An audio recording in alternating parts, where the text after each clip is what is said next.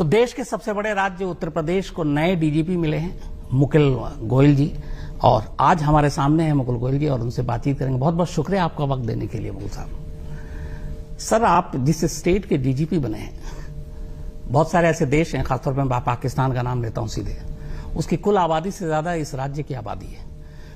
2020 के सेंसस के हिसाब से पाकिस्तान की आबादी करीब 20 करोड़ कुछ थी और यूपी की आबादी करीब 23-24 करोड़ हो गई है। तो इतने बड़े राज्य के एक डीजीपी होने के नाते एक तो पहले आपको बहुत बहुत बधाई, और दूसरा आपके सामने क्या चैलेंजेस और चुनौतियां हैं? उत्तर प्रदेश, जैसा आपने कहा कि सबसे की जनसंख्या के हिसाब से बहुत बड़ा है और उसके कारण बहुत सी समस्याएं जो क्राइम फ्रंट में है वो बढ़ती है।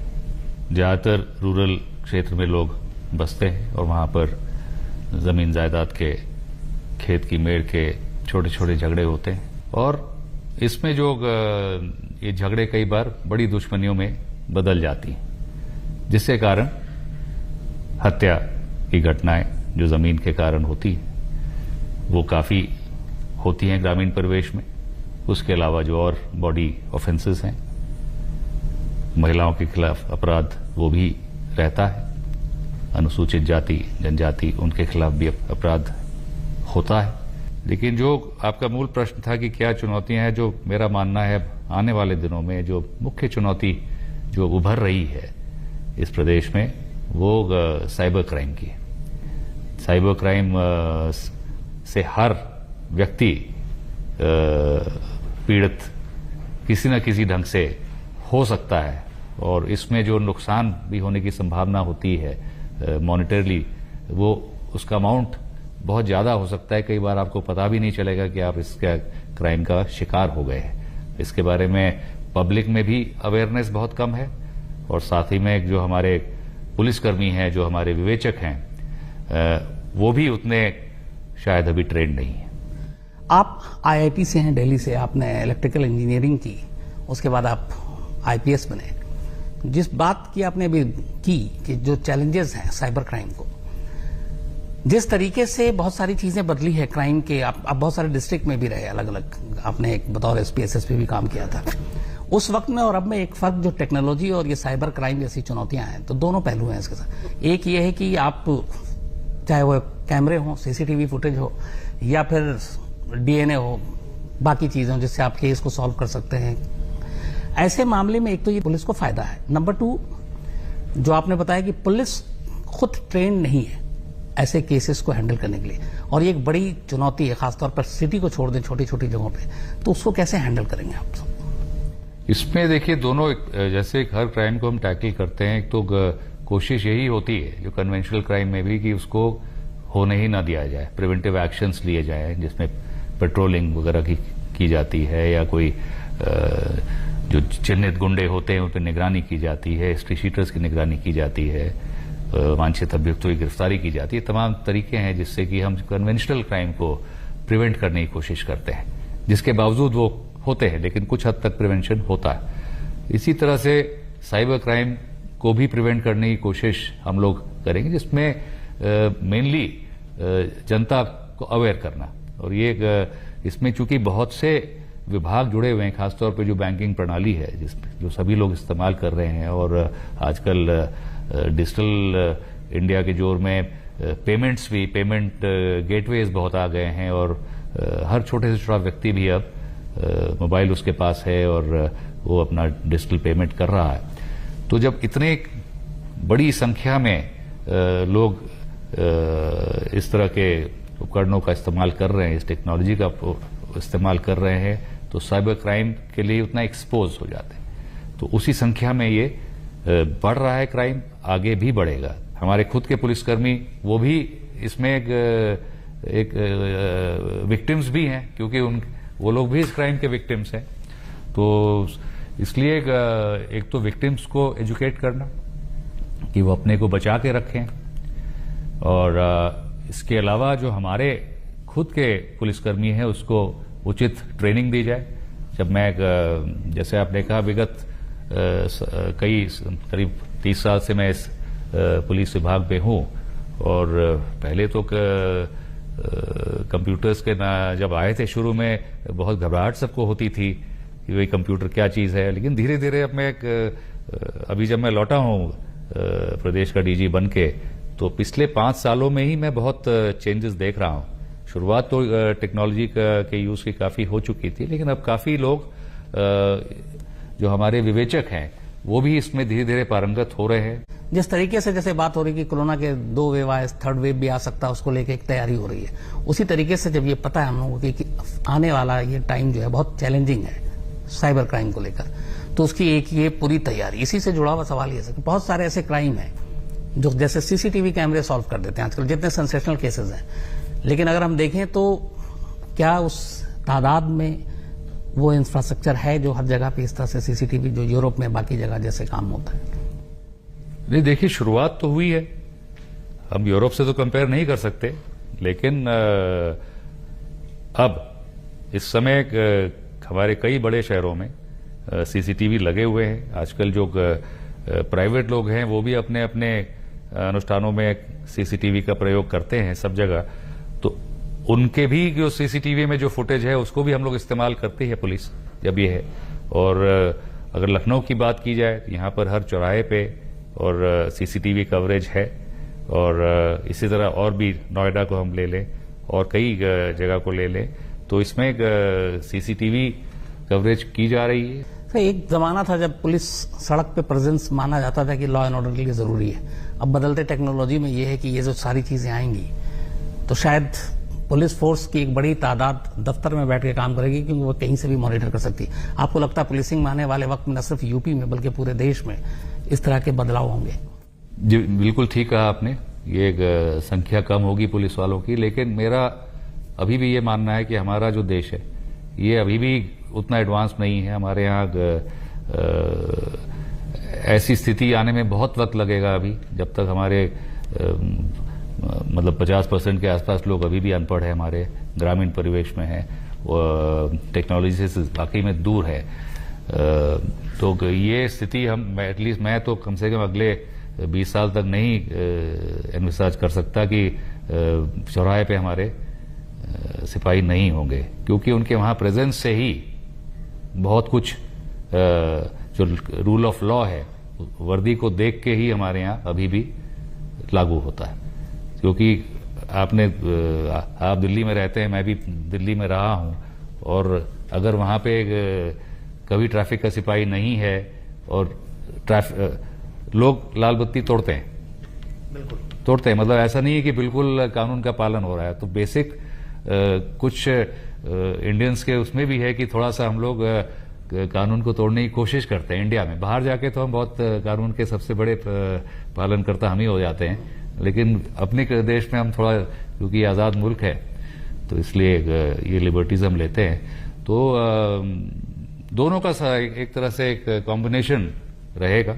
टेक्नोलॉजी को हमें एम्ब्रेस करना पड़ेगा, लेकिन साथ साथ हमें जो पब्लिक से इंटरेक्शन है वो बढ़ाना, मतलब उसको जारी रखना पड़ेगा। उसको चाहे वो चौराहे पे हो, चाहे दफ्तर में बैठ के फरियादी हैं उनसे मिलना, ये सब अपनी जगह। सर, लास्ट 1.5 साल से 2020 से एक पूरी दुनिया ने झेला कोरोना को। इस कोरोना ने जिंदगी जीने का पूरा तरीका बदल दिया। पुलिसिंग पे इसका क्या असर पड़ा? क्योंकि कोरोना वो चीज थी जिससे पुलिस का कायदे से देखा जाए तो उन चीजों में कोई रोल नहीं था, लेकिन चीजें ऐसी बदली कि पुलिस का भी फंक्शन, वर्क स्टाइल और दूसरी जगह जैसे मजदूर से लेके बाकी क्वारंटीन और पता नहीं क्या क्या, तो पुलिसिंग को कैसे प्रभावित किया कोरोना ने? किसी डिजास्टर में फर्स्ट रिस्पॉन्डर तो पुलिस ही है। अब हमारे यहाँ भी कोई बाढ़ आ जाती है कभी, या कोई मान लीजिए कोई अर्थक्वेक आ गया, कोई बिल्डिंग गिर गई, कहीं आग लग गई, तो सबसे पहले हमारा तो ये रहता है थाने वाले पहुंचे कि नहीं पहुंचे, तो उनको वहां पहुंचना ही पड़ेगा।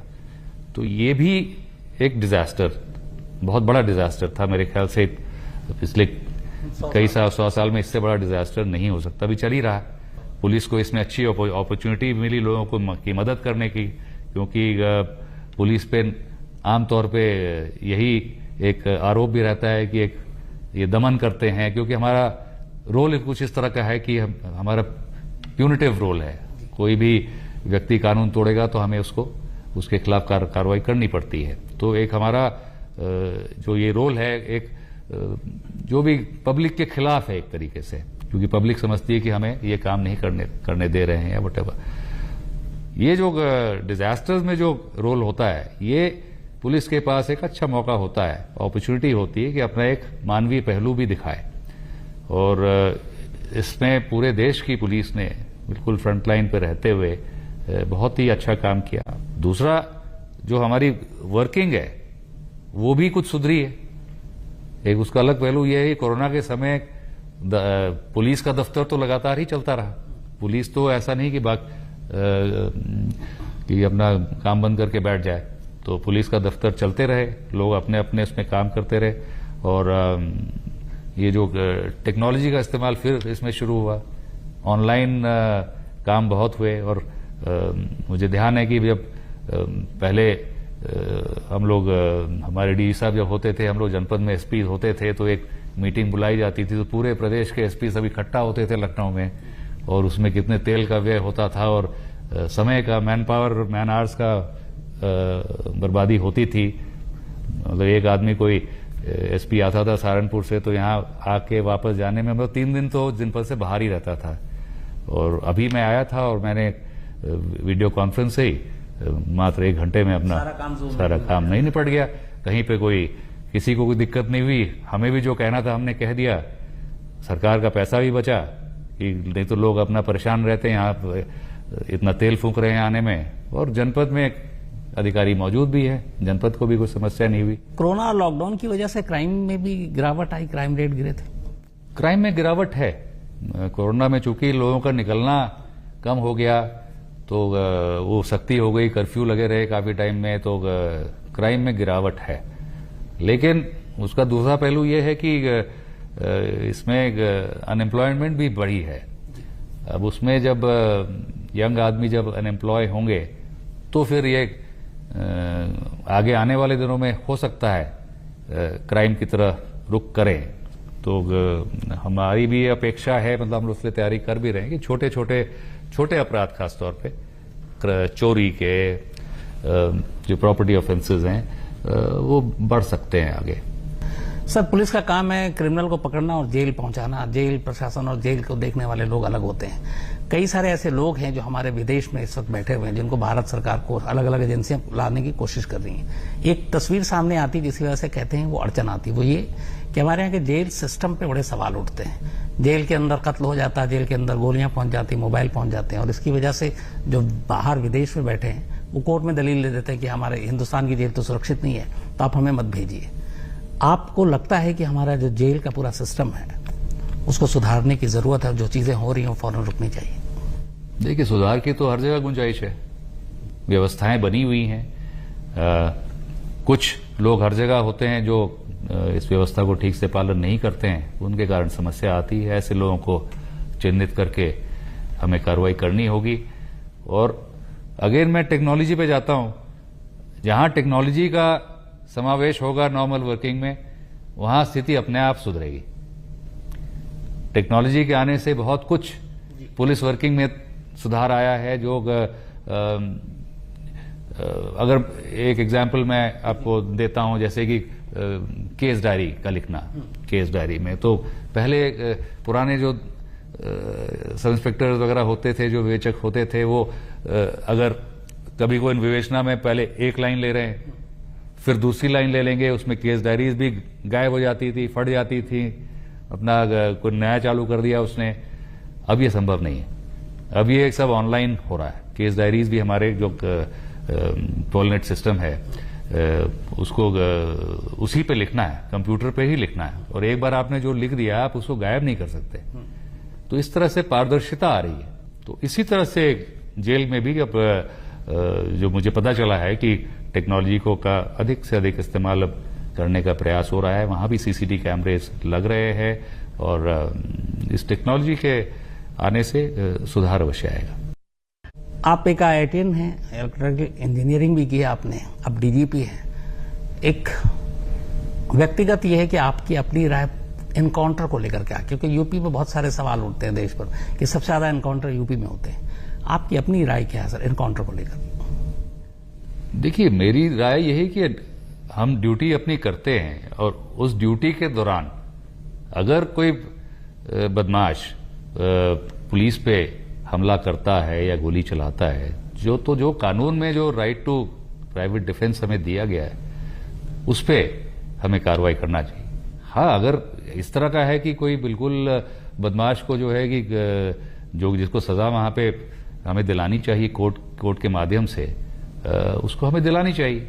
और अगर वो हमें अदरवाइज हम पे अटैक नहीं कर रहा है तो फिर उसको मारने का कोई प्रश्न नहीं उठता। यूपी पुलिस पर जैसे बाकी देश के पुलिस में भी होती है, अक्सर जो हमारा पूरा माहौल है, सिस्टम है, कभी पॉलिटिकल प्रेशर भी होता है, ये काम ऐसे करना, ये वैसे नहीं करना, आपके अपने तजुर्बे से? देखिए, मुझे भी अब मेरी भी लंबी नौकरी हो गई है, 32-34 साल हो गए। हाँ, मैं भी अब एक तरह से आखिरी पड़ाव पे हूं अपने।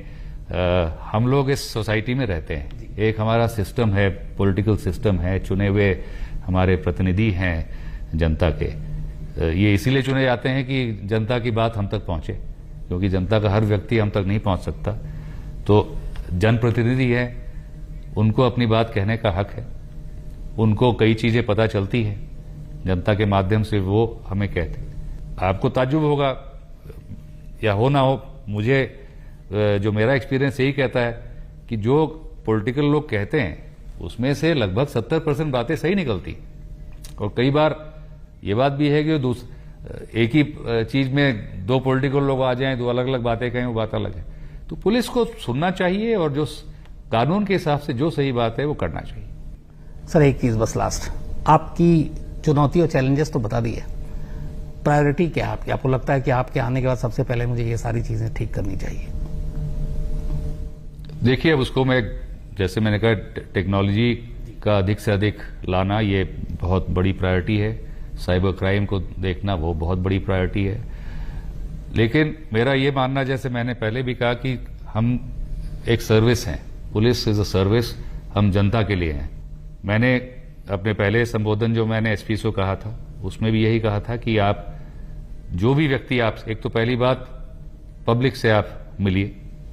हमारे बहुत से यंग ऑफिसर्स हैं जो अब कंप्यूटर से बहुत ज्यादा कंप्यूटर सैवी हैं, वो हैं, तो फील्ड में जाने, विजिट करने का, जनता से जो संवाद रहना चाहिए, उससे कुछ कतराते हैं। तो मैंने कहा, उनको यही कहा था कि दोनों चीज होनी चाहिए। आप टेक्नोलॉजी का इस्तेमाल पुलिसिंग को बेहतर करने के लिए कीजिए, लेकिन जनता से संवाद रहे, कि जनप्रतिनिधि हैं, उनसे लगातार इंटरेक्ट करें, कोई उनमें दूरी नहीं रहनी चाहिए। ये मेरा प्रयास जरूर रहेगा, जो मैं महसूस करता हूं कि कुछ सालों में ये कम हुआ है। Thank you so much sir, बात करने के लिए, एंड ऑल द बेस्ट आपको। Thank you.